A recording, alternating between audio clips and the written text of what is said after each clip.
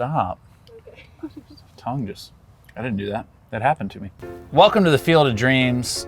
It's beer portraits time for my special sour best friend, Dr. Oblivion here. I thought I was your sour best friend. You are in the literal human form. Okay. Before we jump in to talking about Dr. Oblivion, I want to give an origin story. Those are hot these days, right? Everybody wants the origin story for your superheroes. That's us. Jen Courier, lead blender, the sour program, making these delicious drams. Nate Smith, curator of culture. That's also true. Thank you.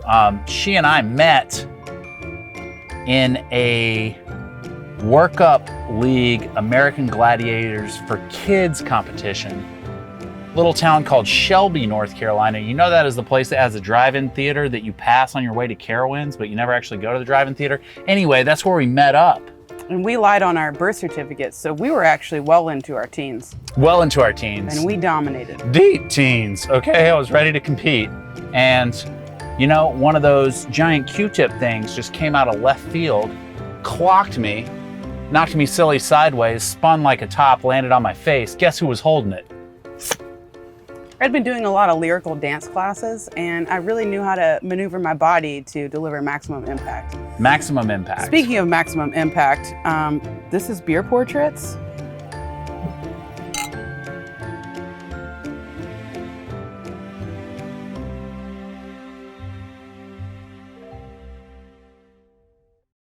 Guys, it's stats time for my lover, Oblivion here.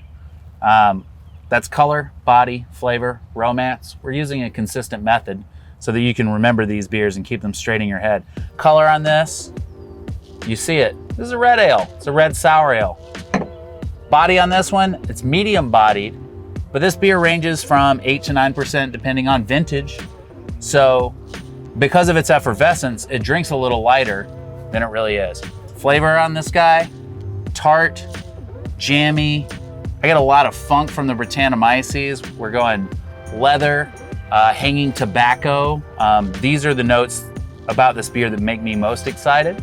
Red wine for sure, too. Red wine, big time, thank you. Big time. Don't let that slip through the cracks. A lot of tannin character in this, a lot of red wine character in this.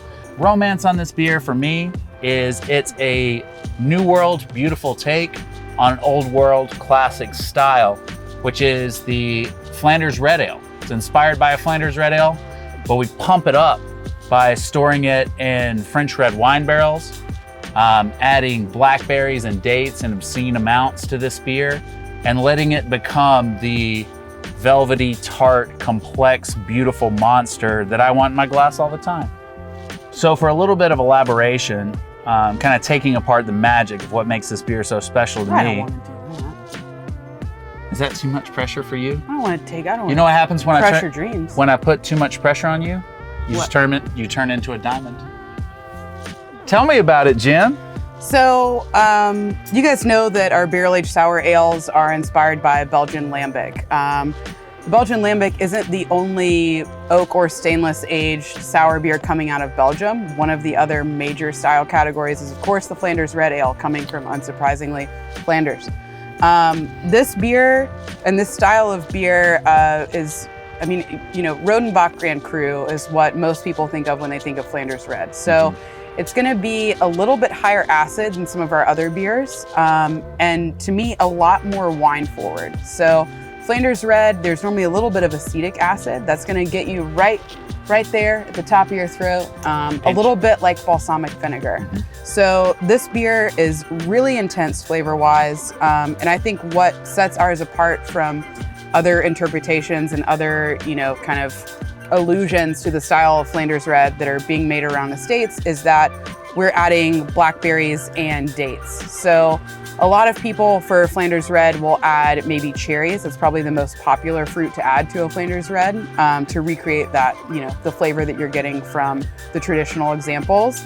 But by adding those blackberries and dates, we're getting this leathery complexity that's really going to complement that red wine quite a bit. And then the date sugar is going to give you this really round, rich sweetness. I mean, it ferments out, but it's still there, and it's reminiscent of a graham cracker almost. So this beer is it's about as OG as you can get. I mean, we don't make it that often anymore, which is a bummer. So if you find yourself holding a bottle, probably drink it. Recommend the 2016. The 2016 vintage, incredible.